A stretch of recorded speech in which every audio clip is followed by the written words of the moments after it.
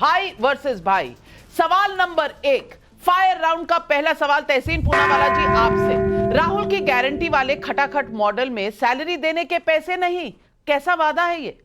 10,000 करोड़ केंद्र सरकार के आने बाकी है। इसके अलावा 3,000 करोड़ जो न्यू पेंशन स्कीम के वो आने बाकी है। और 13,000 करोड़ यहाँ पे बीजेपी के प्रवक्ता है इमीडिएटली ट्रांसफर कर दे। और ओल्ड पेंशन स्कीम लागू करने की वजह से कोई फाइनेंशियल मेस नहीं आया। मैं ये बात गारंटीज के साथ आपको खटाखट कह रहा हूं, फटाफट आपकी शो के। शहजाद पूनावाला, कोई मैस नहीं है, आप पैसा नहीं दे रहे, लेकिन पहली बार हिमाचल में कर्मचारियों को, सरकारी कर्मचारियों को आज सैलरी नहीं मिली है। कौन है इसके लिए रिस्पॉन्सिबल? देखिए, जहां पर भी कांग्रेस सत्ता में आई वहां पर बर्बादी और कंगाली लाई, क्योंकि वहां पर वो लूट मचाए और लूट के बाद ये गारंटी स्कीम को लाए।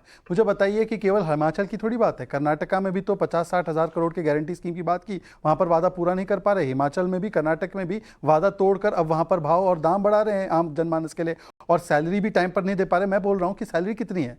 सैलरी थोड़ी 10,000 करोड़ की है, सैलरी थोड़ी 3,000 करोड़ की है। आप इतना अगर हिमाचल को इतने टाइम में आपने ट्रांसफॉर्म कर दिया है तो सैलरी देने में क्या प्रॉब्लम है? प्रॉब्लम यह है कि इन्होंने जिस प्रकार से लूटा है प्रदेश को और जिस प्रकार से वादे किए हैं, अब वो वादे पूरे करने में इनके पास पैसे ना उसके लिए बचे, ना उनके पास इन चीज़ों को देने के लिए बचे। फायर राउंड नंबर 2, सवाल तहसीन पूनावाला जी आपसे। हिमाचल में सैलरी रुकने के बाद फ्री पॉलिटिक्स पर ब्रेक लगेगा। आपने तेलंगाना, कर्नाटका, हिमाचल सब जगह यही मॉडल इस्तेमाल किया है। क्या अब हरियाणा, महाराष्ट्र, झारखंड में भी यही मॉडल चलेगा? हिमाचल भारत का सबसे अमीर स्टेट होगा, ये फिस्कल प्रूडेंस चल रहा है। एक नंबर तो पैसे वालों से सब्सिडी लेकर गरीबों को वेलफेयर स्कीम दिया जा रहा है, कोई किसी को फ्री नहीं दिया जा रहा है, उनको उनका हक दिया जा रहा है। मैं दोबारा से कह रहा हूं, 2022 से 10,000 करोड़ और 3,000 करोड़ पेंडिंग है केंद्र सरकार से, वो कब दे रहे हिमाचल को, पहली बात। और दूसरी बात कि बाकी जीएसटी का भुगतान कब हो रहा है उसकी डेट बता दे हिमाचल को। 95,000 करोड़ का आपके ऊपर डेट बर्डन है, मतलब आपने ऋण लिए हुए हैं, आपके पास पैसे नहीं है देने के लिए। 95,000 करोड़, 86,000 करोड़, आपके आंकड़े गलत है। 86,000 करोड़ उन्होंने छोड़े, 31 मार्च 2025 जो यही फाइनेंशियल ईयर का अंत है, ये नंबर 95,000 करोड़ होगा। अभी 26, आप अभी 86,000 करोड़ कह रहे हैं, ये 95,000 करोड़ मार्च 31, 2025 में हो जाएगा इस फाइनेंशियल ईयर में। और आप कह रहे हैं हिमाचल सबसे रिच उन्होंने 76,000 करोड़ का डेट छोड़ा है, रिच राज्य है। शहजाद पूनावाला, देखिए, झूठ बोलने के अंदर अगर किसी की पीएचडी होती है वो तहसीन पूनावाला की होती है। तहसीन पूनावाला से बताइए कि ना केवल जीएसटी कोई बकाया नहीं है, ना केवल कोई स्टेट को तो ज्यादा कंट्रीब्यूशन मिल रहा है मोदी सरकार के तहत, परंतु ये पूछा जाना चाहिए कि ये कहते हैं कि हमारा इतना डेट है, हम लोग तो गरीबों के लिए काम करें, 6 रुपया डीजल का बढ़ा दिया। और दूसरी बात ये बता दिया जाए कि जो जिस प्रकार से हिमाचल प्रदेश में लगातार इन्होंने जो पॉलिसीज अपनाई है, अभी सुक्खू जी कहते हैं पता है क्यों डेट बढ़ा है? क्योंकि वहां पर स्कूल और हॉस्पिटल बनाने का काम भाजपा की सरकार कर रही थी, इसलिए डेट बढ़ गया। मतलब कि इनके हिसाब से स्कूल और हॉस्पिटल बनाना ये गलत काम है जनता के लिए। ये सुक्खू जी का अभी का बयान है। सवाल तीसरा मैं पूछूंगी, फायर राउंड में तीसरा सवाल। मोदी को मात देने के लिए राहुल केजरीवाल रेवड़ी कल्चर के भरोसे आगे के भी चुनाव लड़ेंगे, और तहसीन पूनावाला, देश की जनता कहां जाएगी, राज्यों की जनता कहां जाएगी अगर हर राज्य में यही फ्री बांटो, वोट बटोरो वाली राजनीति चलेगी? महाराष्ट्र में क्या कर रही है? लाडली बहन योजना। अन्य राज्यों में स्कूटी दे रहे हैं, मध्य प्रदेश के अंदर इन्होंने वो स्कूटी गरीबों को, स्कूटी वेलफेयर स्कीम है। ये भाजपा करे तो चमत्कार, को और करे तो गुनेगार। ऐसा नहीं चलेगा। भाजपा ने 76,000 करोड़ का डेट छोड़ा था हिमाचल पर, और सेंटर की सरकार जो हिमाचल के साथ व्यवहार कर रही है वो गलत कर रही है।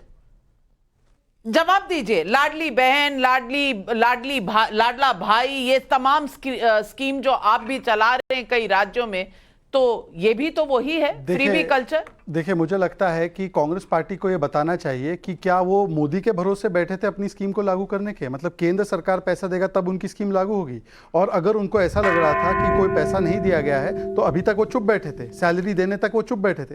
देखिए, ये झूठ बोल रहे हैं। और 76,000 का करोड़ का डेब्ट जो बात कर रहे हैं, सबसे पहले इनको बताइए कि कांग्रेस पार्टी जब तक थी सरकार में तब तक उन्होंने कितना डेट किया था। उल्टा बीजेपी के जमाने में जीडीपी बड़ी थी, पर कैपिटा इनकम हिमाचल की बड़ी थी, और इन्होंने पिछले कुछ महीनों में जिस प्रकार से जीडीपी को नीचे ले जाने का काम, जिस प्रकार से डेट को बढ़ाने का काम किया है कि आज 95,000 करोड़ के आसपास डेट पहुंच चुका है। मैं सवाल आपसे तहसीन पूनावाला ये भी पूछूंगी, जो 9 पहाड़ी राज्य हैं उसमें सबसे ज्यादा कर्जा हिमाचल की सरकार के ऊपर है। मैं पूछना चाहती हूं, क्या स्कीम है आपके पास कि ये सरकार कम से कम कर्मचारियों को, और जो ओल्ड पेंशन स्कीम आपने प्रॉमिस की है, वो लोगों को पैसे दे तो सके? लेकिन नाविका जी, मैं आपकी बहुत रिस्पेक्ट करता हूँ। ओल्ड पेंशन स्कीम तो 2003 के पहले तो उनको मिलनी ही थी। जो 2003 के बाद जो एम्प्लॉइज जो न्यू पेंशन स्कीम में थे, ओल्ड पेंशन स्कीम जिन्होंने चुना है, उनका तो मैच्योरिटी 10 साल बाद हो रहा है। वो तो 10 साल बाद 1000 करोड़ रुपए देना है। वो तो 10 साल बाद 1000 करोड़ देना है ना। लेकिन सुन लीजिए ना, लेकिन सुन लीजिए ना नाविका जी सुन लीजिए, लेकिन उसके चलते जो 2000 करोड़ रुपए केंद्र की सरकार के पास पेंशन के पड़े हुए, वो तो दे दीजिए स्टेट को, क्योंकि स्टेट ने ओल्ड पेंशन स्कीम लागू किया। वो तो आप नहीं दोगे। ऐसा है, देखिए देखिए तहसीन पूनावाला कोई पार्टी को रिप्रेजेंट नहीं करते, तो ये आके झूठ बोलते हैं। इनको बोले ओपीएस इतनी बढ़िया स्कीम है, तो नेशनल मैनिफेस्टो में क्यों नहीं डाला?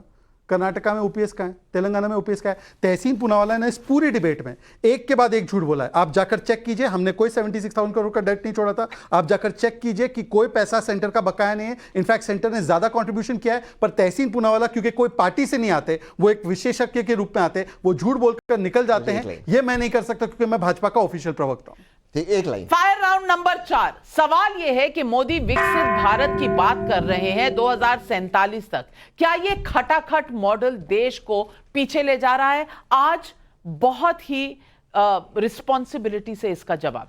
वेलफेयर करना ये स्टेट और राज्यों का कर्तव्य है, और अगर कोई देश को पीछे ले जा रहा है वो भाजपा की सरकार है। क्यों ऐसे होता है कि जितने भी विपक्ष के राज्य हैं उनको सुप्रीम कोर्ट जाना पड़ता है अपना अधिकार लेने के लिए, चाहे वो केरला हो, चाहे अन्य साउथ के राज्य हो, चाहे वो हिमाचल हो, आज वो तरस रहे। और क्यों जो भाजपा स्टेट राज्य उनको पैसे मिलते हैं? ये सवाल है। ये कौन सा वेलफेयर है जहां पहली तारीख को सरकारी कर्मचारियों को पैसे ही नहीं मिलते, उनको सैलरी ही नहीं मिलती, और पेंशनर्स को अपनी पेंशन नहीं मिलती? ये कैसा वेलफेयर राज्य है हिमाचल? ये नए वेलफेयर की परिभाषा है, जहां पर पेट्रोल, डीजल, दूध, पानी, बस के फेयर के दाम तो बढ़ा दिए जाते हैं और लिकर जो है, प्रीमियम लिकर के दाम घटा दिए जाते हैं। ये कांग्रेस का वेलफेयरिज्म धीरे धीरे चढ़ता है, जैसे इंटरनेशनल लिकर, क्योंकि कर्नाटका में भी इन्होंने इंटरनेशनल प्रीमियम लिकर के दाम कम कर दिए हैं और पानी के दाम बढ़ा दिए हैं, और इसको ये नया समाजवाद बोलते हैं। ये तहसीन पूनावाला है।